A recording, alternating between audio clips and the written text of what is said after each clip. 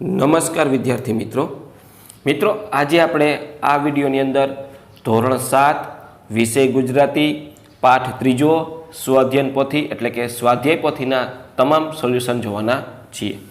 તો અહીં આપણી પાસે પાઠ 3 સ્વાધ્યાય પોથીનો છે ગુજરાતી ધોરણ 7 વિષય ગુજરાતી। તો જોઈએ આપણે એમના પ્રશ્નો। તો અહીંયા સૌપ્રથમ તમને અધ્યયન નિષ્પત્તિ આપી છે। હવે આપણે પ્રશ્ન જોઈએ। આપેલા વાક્યોમાં રેખાંકિત શબ્દ છે એને અનુરૂપ રૂઢિપ્રયોગ લખી યોગ્ય ફેરફાર કરો। તો જોઈએ આપણે એમના જવાબ।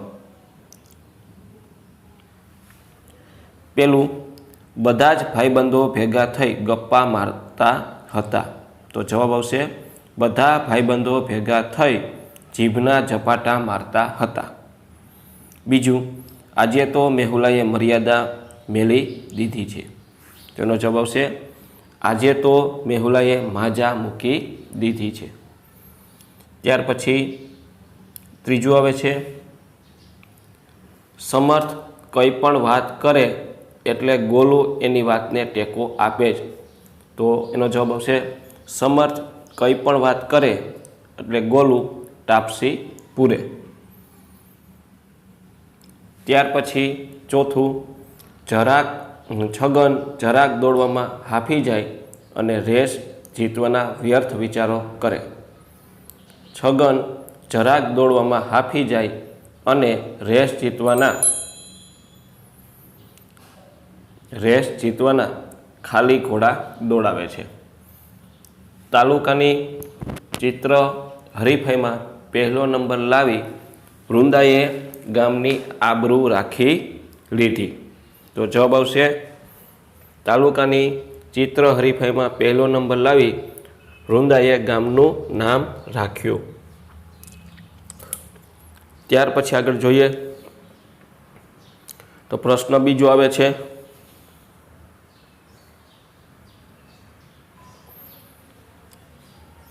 પરીક્ષા પાઠની કઈ વાત તમને વધારે ગમી, શા માટે?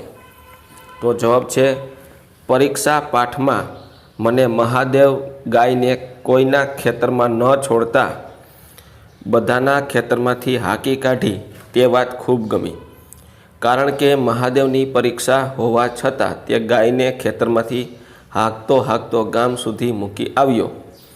તે ધારત તો અન્ય કોઈના ખેતરમાં ગાય મૂકીને પાછો આવી જાત, પણ મહાદેવમાં માનવતાનો ગુણ હતો, તેથી ગાયને બીજાના ખેતરમાં ન મૂકતા છેક ગામ સુધી પાછી વાળીને આવ્યો। ત્યાર પછી ત્રીજું આવે છે આપેલા ફકરામાં યોગ્ય વિરામ ચિહ્નો મૂકી ફકરો ફરીથી લખો। તો મિત્રો અહીંયા તમને જે ફકરો આપ્યો છે એ ફકરામાં તમારે અલ્પવિરામ, પૂર્ણવિરામ, પ્રશ્નાર્થ ચિહ્ન, ઉદ્ગાર ચિહ્ન આવા બધા ચિહ્નો મૂકવાના છે। તો અહીંયા મેં મૂકેલા છે એ તમે જવાબમાં જોઈ શકો છો। સાચા અર્થમાં ગોંદરું તો ગરમ ઝરતી બપોરનું જ। તો ત્યાં આવે છે પૂર્ણવિરામ। આખા ગામના ઢોર બપોરે વગડેથી ગોંદરે આવી ગયા હોય, તો પૂર્ણવિરામ આવ્યું। હવાડામાંથી પાણી પીને પીપર અલ્પવિરામ આવ્યું। પીપળો અલ્પવિરામ, લીમડી કે વડના છાંયડે બેઠા હાંફતા હોય, પૂર્ણવિરામ। કોઈ શિંગડા હલાવે અલ્પવિરામ, કોઈ પૂંછડું વીંજે પણ અમે તો વગડાના વાનર જેવા, ઉદ્ગાર ચિહ્ન આવ્યું। મોંઘા બાપા આવીને રોજ અમને પૂછે, અલ્પવિરામ। પછી ઓતરણ ચિહ્ન, કેમ પેટ ભરીને ખાધું, પ્રશ્નાર્થ ચિહ્ન ને ઓતરણ ચિહ્ન પૂરું। બપોરે તો ગોંદરેજ અમે ગોવાળિયા ગોકુળ ગામના, એમાં ઉદ્ગાર ચિહ્ન। તો આ રીતના તમારે અલ્પવિરામ, પૂર્ણવિરામ, ઉદ્ગાર ચિહ્ન મૂકવાનું છે। ત્યાર પછી ચોથો પ્રશ્ન આવે છે નીચેના વાક્યમાં ખોટી રીતે લખેલા શબ્દ શોધી તેને સુધારી વાક્ય ફરીથી લખો। એમાં પહેલું, મંદિરમાં દીન અને દુઃખી જ લોકો આવે એવું નથી હોતું। તો જવાબ મંદિરમાં દીન છે ઓમાં રસવાય છે, અહીંયા દીર્ઘાય આવશે। મંદિરમાં દીન અને દુઃખી લોકો આવે એવું નથી હોતું। ચારે દિશામાં પથરાયેલ મોલ ઉપર મૈત્રીની નજર ફરતી હતી। તો ચારે દિશા છે એમાં દીર્ઘાઈ હતી, અહીંયા રસવાઈ આવશે. ચારે દિશામાં પથરાયેલા મોલ ઉપર મૈત્રીની નજર ફરતી હતી. ત્યાર પછી કાબરોનું ટોળું વાયરાની પાછળ પડ્યું. તો હવે જુઓ, કાબરોનું ટોળું વાયરાની પાછળ પડ્યું છે એમાં ફેરફાર થશે. ડ ખોડો છે, અહીંયા ડ આખો આવશે. ત્યાર પછી આવે છે ચોથું, મુક્તિ મળતા જ તેણે મુઠ્ઠીઓ વાળી નિશાળ ભણી દોટ મૂકી. મુક્તિ મળતા જ તેણે મુઠ્ઠીઓ વાળી નિશાળ ભણી દોટ મૂકી. તો મૂકી શબ્દ મુક્તિ છે, મુક્તિ એમાં મું રસવાળું છે, અહીંયા દીર્ઘાળું આવશે. સૂરજની ગરમીમાં પસીનાથી તે તરબળ થઈ ગયો. તો સૂરજની ગરમીમાં પસીનાથી તે તરબતર થઈ ગયો. ત્યાર પછી આગળ જોઈએ પ્રશ્ન 5. પ્રશ્નોના માગ્યા મુજબ ઉત્તર લખો. એમાં પહેલું, મહાદેવની જગ્યાએ તમે હોત તો શું કરો? કેમ? મહાદેવની જગ્યાએ હું હોત તો પણ મહાદેવની જેમ ગાયને કોઈના ખેતરમાં ન મૂકતા છેક ગામ સુધી પાછી વાળી આવત. કારણ કે જેના ખેતરમાં ગાય ગઈ તે ગામના તમામ વ્યક્તિઓને મહાદેવની જેમ હું પણ કોઈને કોઈ રીતે ઓળખતો હોઉં. તેથી હું પણ મહાદેવની જેમ ગાયને કોઈના ખેતરમાં ભેલાણ ન કરવા દેત અને ખેતરનું નુકસાન ન થવા આપત. ત્યાર પછી બીજો પ્રશ્ન આવે છે, ઇન્સ્પેક્ટરે મહાદેવને મોડો પહોંચવા છતાં પરીક્ષામાં શા માટે બેસવા દીધો? જવાબ, મહાદેવ ખેતરમાં ભેલાણ કરીને ઘઉંના મોલને કાફલો કાઢી નાખતી ગાયને હાંકી કાઢવા ગયો. તેથી તે પરીક્ષામાં મોડો પડ્યો હતો, પણ ઈમાનદારીની પરીક્ષામાં તે પાસ થયો હતો.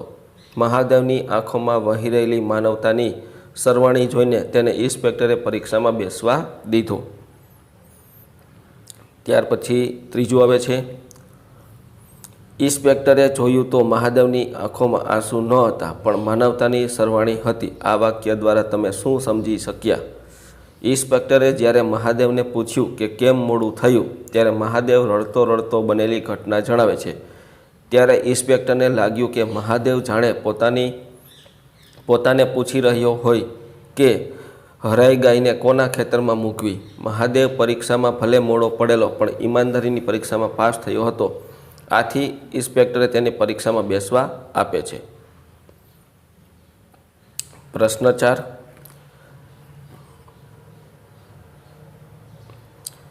તમે કોઈને મદદ કરી હોય તેવો એક પ્રસંગ લખો.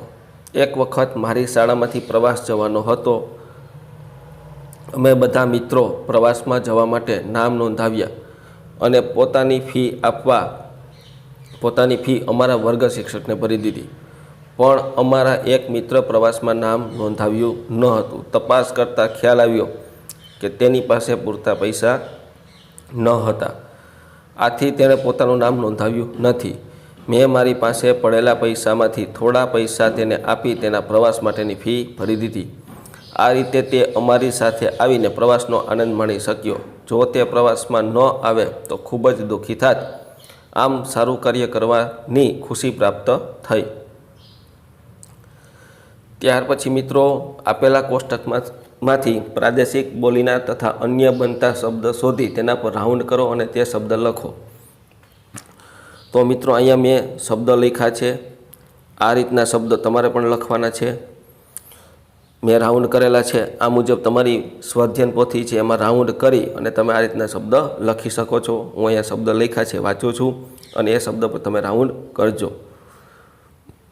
મોલ, ખારીલું, વાડું, નાણાં, ગાયું, વાગા, ઝપાટો, પાભાગ, કાપલો, ગાણા, વાદળ, તાલ, દાટવા, ચીજ, હાંકવું, દળવું, દાગા, હરાયું. તો આવા શબ્દ તમે અહીંયા લખી શકો છો। ત્યાર પછી પ્રશ્ન 7, આપેલ કહેવતનો ઉપયોગ કરી વાર્તા બનાવો। તો ડુંગરા દૂરથી રળિયામણા, ખાલી ચણો વાગે ઘણો, ઉતાવળા 100 બાવરા, વડ એવા ટેટા, દશેરે ઘોડું ના દોડે। એક મોહનપુર નામનું ગામ હતું, તેમાં એક ધનજી નામનો માણસ રહે। ધનજીની વાતો એટલે જાણે વાત ડુંગર દૂરથી રળિયામણો, તેનું કામ પણ તેના જેવું જ। ખાલી ચણો વાગે ઘણો એ કહેવત પ્રમાણે તેનું કામ, તે ઘણા કામોમાં ઉતાવળ કરી નાખે। ઉતાવળે 100 બાવરા તે કહેવત પ્રમાણે તેનું કામ ઉતાવળ કરવાથી બગડે। લોકો કહેતા કે તેના પિતા જેવો જ હતો, એટલે તેમને વડ જેવા ટેટા કહેવત બરાબર બંધ બેસતી હતી। પણ તે વાતો કરાવી કોઈ પણ કામ કરાવી લે છે। પણ જ્યારે ગામના પાણીની સમસ્યાને લઈને ધારાસભ્ય પાસે ગયા ત્યારે જ તેનું કામ ન થયું, એટલે દશેરાના દિવસે તેનું ખોળું ન દોડ્યું। આમ આ રીતે ધનજીની જિંદગી ચાલ્યા કરે। તો આ રીતનું તમે અહીંયા લખી શકો છો। ત્યાર પછી પ્રશ્ન 8 આવે છે, ઉદાહરણ મુજબ આપેલ શબ્દની સામે વિરુદ્ધાર્થી શબ્દ લખો અને મળેલ શબ્દનો સમાનાર્થી શબ્દ તેની બાજુમાં લખો। તો ધનવાન એટલે દિવસ અને દિન, બહાદુર એટલે ડરપોક, બીકણ સમાનાર્થી શબ્દ થાય છે બીકણ, જવાબ તો એનો વિરુદ્ધાર્થી સવાલ, સમાનાર્થી પ્રશ્નો, શોખ એટલે હરખ, એનો સમાનાર્થી આનંદ, છેલ્લો એનો વિરુદ્ધાર્થી પહેલો અને પ્રથમ। તો અહીંયા બ્લુ અક્ષરે છે એ વિરુદ્ધાર્થી શબ્દ છે અને રેડ અક્ષરે છે એ સમાનાર્થી શબ્દ છે। તો આ રીતના તમે લખી શકો છો। ત્યાર પછી પ્રશ્ન 9 આવે છે, આપેલા ઉદાહરણ મુજબ શબ્દો બનાવો। ઉદાહરણ ભીની ભીની માટી, તો અહીંયા આપણને આપ્યું છે નજર, તો મીઠી મીઠી નજર, ગાય તાજી માજી ગાય, વાયરો ઠંડો ઠંડો વાયરો, મોલ કૂણો કૂણો મોલ। ત્યાર પછી 10મું આવે છે, મિત્રો આપણી યુટ્યુબ ચેનલ ઉપર ધોરણ 7 સ્વાધ્યાયન પોથીના તમામ વિષયના સોલ્યુશન મૂકેલા છે। આ સોલ્યુશન તમને મારી યુટ્યુબ ચેનલના પ્લેલિસ્ટમાં જાશો એટલે તમને ધોરણ 7ના ફોલ્ડર જોવા મળશે। આ ફોલ્ડર ખોલશો એટલે દરેક ચેપ્ટર છે તમને મળી જશે। ચેનલ ઉપર ના હોય તો ચેનલને સબસ્ક્રાઈબ કરજો, જેથી આ પ્રકારનો વિડીયો મૂકું તો તમને તરત જ ખ્યાલ આવે। અને આ વિડીયો તમારા મિત્રો સાથે શેર કરજો, જેથી એ પણ સ્વાધ્યાય પોથીનું સોલ્યુશન કરી શકે।